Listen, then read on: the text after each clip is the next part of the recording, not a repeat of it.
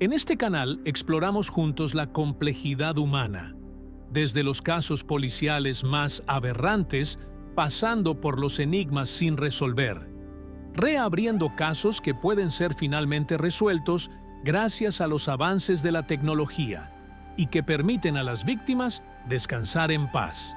Los invitamos a seguir conectados y a acompañarnos en este viaje diario a los misterios más escalofriantes. Bienvenidos a nuestra inmersión de hoy. Preparaos para adentrarnos en un caso que se helará la sangre. Imaginad un médico de pueblo, aparentemente normal, querido por su comunidad, pero que esconde un secreto escalofriante. Hoy vamos a desentrañar la historia de Harold Shipman, el doctor británico cuya sombra se extendió mucho más allá de las paredes de su consulta. Efectivamente, un caso que nos obliga a preguntarnos cómo la maldad puede ocultarse tras una fachada de normalidad. Empecemos por el principio. ¿Quién era Harold Shipman antes de convertirse en sinónimo de horror? Esa es la gran pregunta, ¿verdad? Shipman, por lo que he leído, nació en Nottingham en 1946, en una familia trabajadora. Parece que fue un estudiante brillante, incluso destacado en rugby y atletismo. Es curioso cómo una vida aparentemente normal puede albergar una oscuridad tan profunda.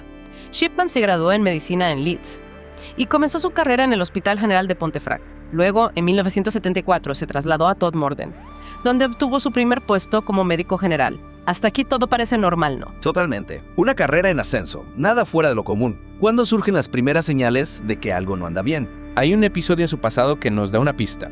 En 1975 se descubre que Shipman falsificaba recetas de petidina, un potente analgésico, para consumo propio. Un médico adicto a los opiáceos. Eso sí que es inesperado. ¿Qué consecuencias tuvo este episodio para su carrera? Fue multado y obligado a asistir a un programa de rehabilitación. Lo sorprendente es que a pesar de esto pudo continuar ejerciendo la medicina. En serio, parece increíble que un médico con ese historial pudiera seguir tratando pacientes. Increíble y escalofriante a la vez. En 1977 Shipman se muda a Hyde, donde acabaría abriendo su propia clínica en 1993. Hyde se convertiría en el escenario de sus terribles crímenes. ¿Cómo era percibido por la comunidad en aquellos años? Shipman se ganó la confianza de sus pacientes, especialmente de las personas mayores. Era visto como un médico dedicado, amable, incluso cariñoso. Una verdadera contradicción, ¿no crees? Desde luego. Imagino que esa imagen de médico afable le facilitó cometer sus crímenes sin levantar sospechas. Cuando empiezan a surgir las primeras dudas sobre el Dr. Shipman, La primera señal de alarma la da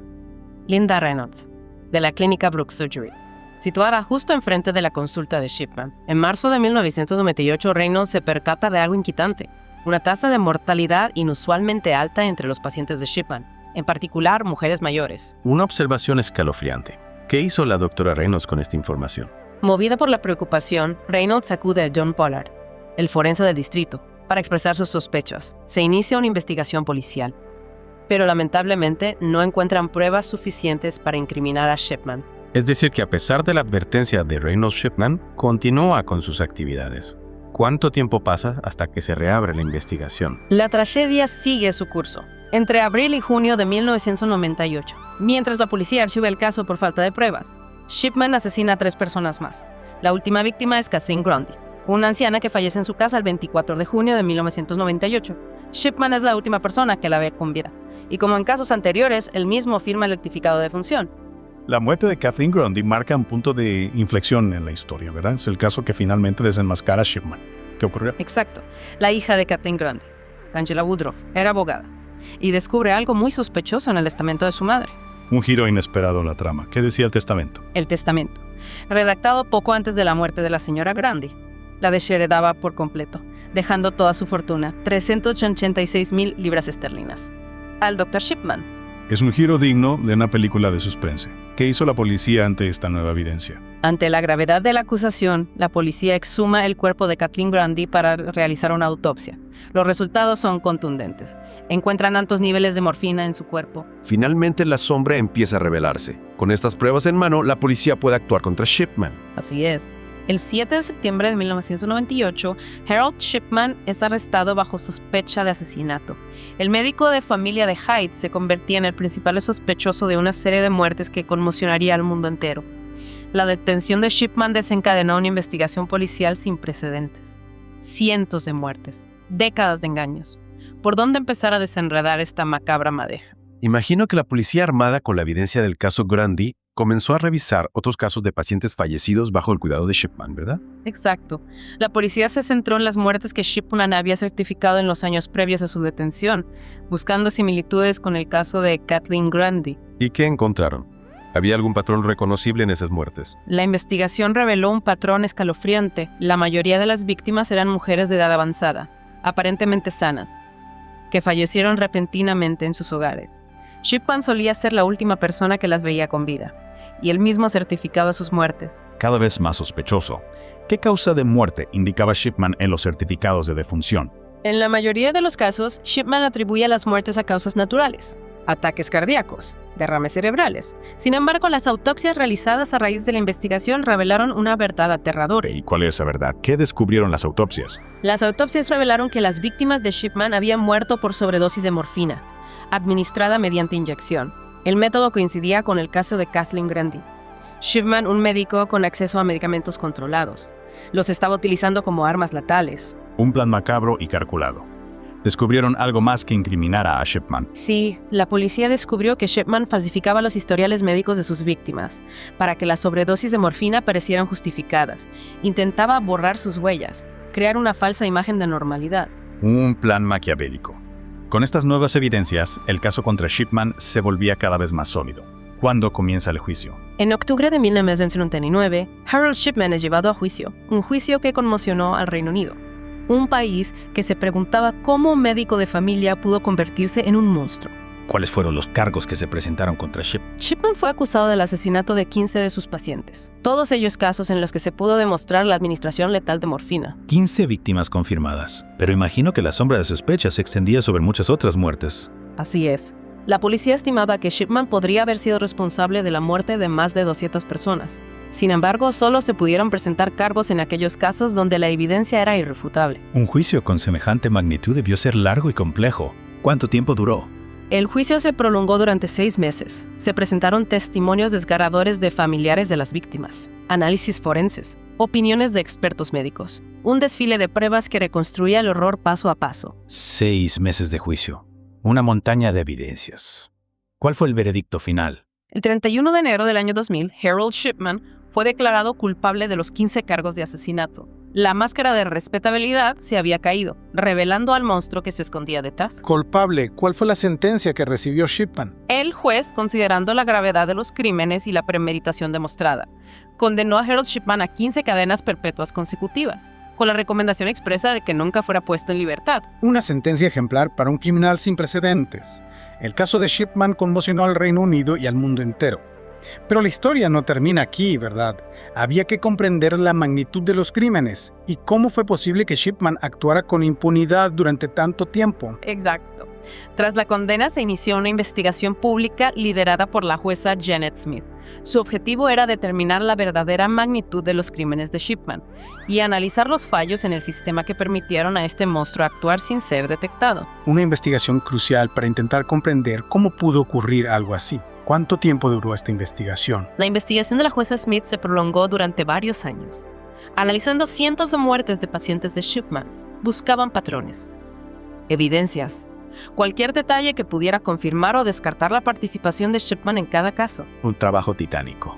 ¿Qué conclusiones arrojó la investigación pública? La investigación publicada en 2002 estimó que Harold Shipman había asesinado al menos 215 pacientes durante su carrera médica.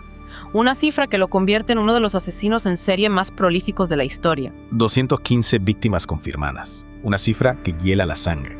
Logró la investigación identificar fallos en el sistema que permitieron a Shipman actuar con impunidad. La investigación reveló fallos en el sistema de control de medicamentos, en la supervisión de los médicos generales, en la comunicación entre diferentes instituciones, una serie de errores y descuidos que permitieron a Shipman tejer su red de muerte durante décadas. Una historia escalofriante que nos obliga a reflexionar sobre la confianza que depositamos en las figuras de autoridad y la necesidad de sistemas de control más robustos.